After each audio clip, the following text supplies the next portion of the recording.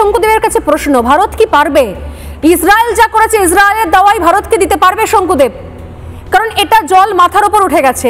এতদিন পর্যন্ত সন্ত্রাসের ধর্ম নিয়ে যে পরিস্থিতি আজকে তৈরি হয়েছে, এরপর তো একই জিনিস আরো বিভিন্ন প্রান্তে হবে। বেছে বেছে হিন্দু নিধন, বেছে বেছে হিন্দু কতল, এইগুলো কি অ্যাকসেপ্ট করবে ভারত? এখনো পর্যন্ত সমঝোতার জায়গায় যাবে, নাকি ইসরায়েলের মতো একদম হামাসকে যেভাবে নিশ্চিহ্ন করা হয়েছে সেই ইসরায়েলি দাওয়াইটা এবার ভারত দেবে? কোনটা? প্রথমেই বলবো যে মাননীয় প্রধানমন্ত্রী আজকে যে বার্তা দিয়েছেন সেই বার্তাতে স্পষ্ট হয়েছে, এবং এখনো পর্যন্ত ভারত ব্যবস্থা নেওয়ার দিকে যেভাবে একের পর এক স্টেপ করছে তার থেকে এটা স্পষ্ট। কিন্তু আমি আজকে সবথেকে একটি গুরুত্বপূর্ণ প্রশ্ন আপনাদের চ্যানেলের মাধ্যমে পশ্চিমবাংলার মানুষের কাছে রাখতে চাই।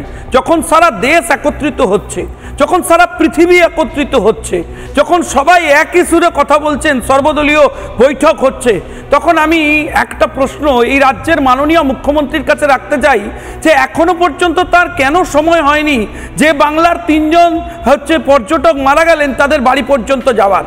কেন তাদের ব্যক্তিগতভাবে খবর নেওয়ার কাজ পর্যন্ত তিনি পৌঁছননি? আমি দেখলাম টেলিভিশন চ্যানেলে দেখেছিলাম রাত্রিবেলা রাজ্যের মন্ত্রী অরূপ বিশ্বাস বিতানের বাড়িতে গেছিলেন এবং কথাবার্তা বলেছিলেন ফোনে তার স্ত্রীর সাথে, এবং তখন সরকার জানিয়েছিল যে সমস্ত রকম সুবিধে দিয়ে তাদের কাশ্মীর থেকে আনার ব্যবস্থা করা হবে। কিন্তু আমাকে পরের দিন আমাদের তরফ থেকে বিরোধী দলনেতা বলবার পর আমাদের দৌড়ে যেতে হয় এবং তারপর কেন্দ্রীয় সরকারের সহযোগিতায় তাদেরকে এখানে নিয়ে আসতে হয় সমস্ত রকম ব্যবস্থা দিয়ে, এবং এয়ারপোর্ট থেকে আমরা দেখলাম যে 2 জন মন্ত্রী পৌঁছলেন এবং উদ্যোগ নিলেন। দেখুন, আমি এই সিচুয়েশনে রাজনীতি করতে চাই না, কিন্তু আমার প্রশ্ন যে ধরনের আচরণ আপনি করছেন সেই আচরণ প্রশ্নের উদ্রেক করে দিচ্ছে যে ভারতের ভেতরে থেকে আপনারা যদি এই ধরনের প্রচ্ছন্ন মদতের জায়গা তৈরি করেন তাহলে আপনারাও সেই ক্ষেত্রে অপরাধী হিসেবে কেন ট্রিটেড হবেন না? আমি সেটা স্পষ্ট করে জানতে চাই এবং সেই প্রশ্ন রাখতে চাই। এবং আমি আশ্চর্য হয়ে গেছি, আপনারা লক্ষ্য করে দেখবেন যে আজকে প্রায় 48 ঘন্টা হতে চললো, এখনো পর্যন্ত মুখ্যমন্ত্রীর বাড়ির কাছে 2 জনের বাড়ি, একজনের বেহালাতে আরেকজনের বৈষ্ণব ঘাটাতে, উনি যাবার সময় পাননি।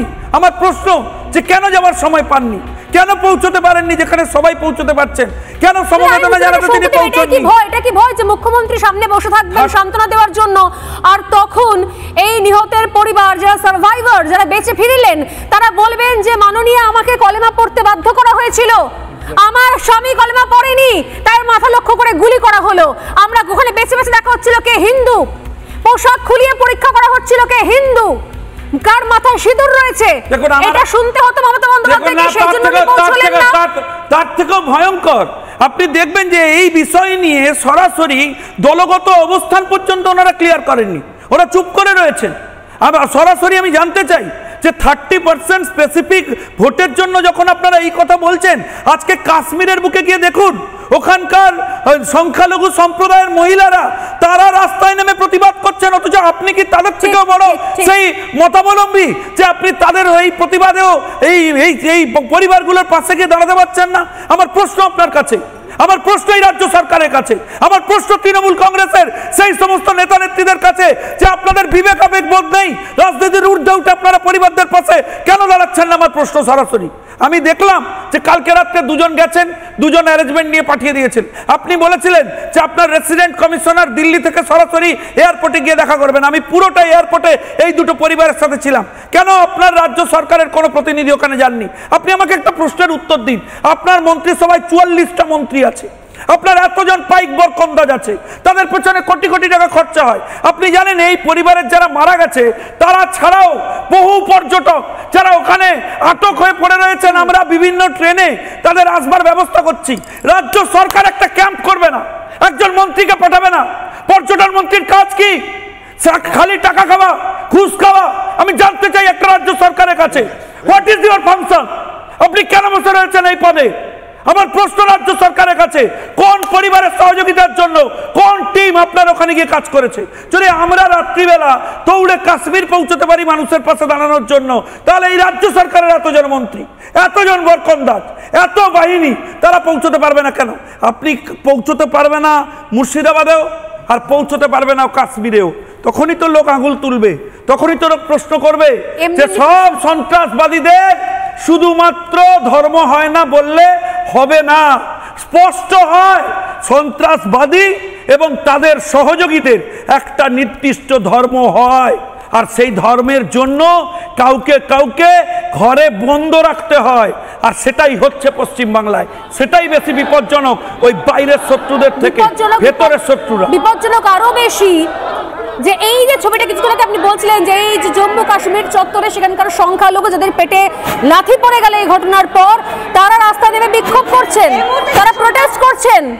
কি করে কোন জায়গা থেকে শুধুমাত্র সন্ত্রাসবাদীদেরকে প্রোটেকশন, কি করে কোন জায়গায় মনে হচ্ছে রাজ্যের এ দেশের বেশ কিছু রাজনৈতিক দলের যে সন্ত্রাসবাদীদের বিরুদ্ধে কথা বললে বোধহয় আমার সংখ্যালঘু ভোট ব্যাংকটা বিরক্ত হয়ে যাবে। কি অদ্ভুত যুক্তি! এরাও সংখ্যালঘু। কি অদ্ভুত যুক্তি! আমি বলছি আমাকে আজকে বহু সংখ্যালঘু আমার বন্ধুরা প্রফেসর অধ্যাপকরা বলেছেন যে আজকে সরকারের এই টেন্ডেন্সির জন্য একটা কমিউনিটি আজকে এফেক্টেড হয়ে যাচ্ছে। শুধু সরকারের একটা স্পেসিফিক পলিটিক্যাল এই মেরুকরণের রাজনীতি তারা করছেন। এখানে যে ঘোড়া চালক যে সহিষ্টি যে মারা গেছেন, যে ছেলেটি মারা গেছেন, তার বাবা যে ইন্টারভিউটা দিয়েছে সেটা সবাইকে আমি দেখতে বলবো। তিনি এখানে পরিষ্কার বলেছেন যে তাদেরকে জোর করে কলেমা পড়তে বলা হয়েছিল, এবং ওই সহিস বলেছিলেন যে এরা কেন কলেমা পড়তে যাবে, এদেরকে উনি বাঁচানোর রেস্কিউর চেষ্টা করছিলেন, কিন্তু তখন তাকে গুলি করা হয়। তাহলে এই যে একজন সাধারণ মানুষ, তার কাছে তখন ধর্মটা বড় ছিল না, তার কাছে মানবতাটা বড় ছিল, তাকে মানুষগুলোকে বাঁচানোর চেষ্টা সে করছিল। কিন্তু ঠিক একই ঘটনা এই সংখ্যালঘু যে মানুষরা শ্রীনগরে যারা মানুষ তারা নেমেছেন রাস্তায়, কারণ তারা তাদের রুটি রুজি সব কিছু চলে। 370 ধারা উঠে যাওয়ার পরে ওখানে যে অবস্থা তৈরি হয়েছে, যেখানে ওখানে ট্যুরিজম বেড়েছে, ওখানে মানুষজন যাচ্ছে, সেটা কাশ্মীরের অবস্থা চেঞ্জ করে, যে কারণে পিওকের লোকরা চাইছে তারা কাশ্মীরে যুক্ত হতে, সেই জায়গাটাকে ধ্বংস করার জন্য পরিকল্পিতভাবে সন্ত্রাসবাদী আক্রমণ শুধুমাত্র ক্লিয়ার এন্ড লাউডলি বলছি, শুধুমাত্র হিন্দুদের টার্গেট করে নিধন করবার জন্য করা হয়েছে। যারা ঢাকবার চেষ্টা করছেন তারা অপরাধ করছেন। নানা ধরনের কন্টেন্ট দেখার জন্য লাইক করুন, শেয়ার করুন আমাদের ফেসবুক পেজ, সাবস্ক্রাইব করুন আমাদের ইউটিউব চ্যানেল। পাশাপাশি অন্যান্য ব্রেকিং নিউজের জন্য অবশ্যই চোখ রাখুন রিপাবলিক বাংলায়।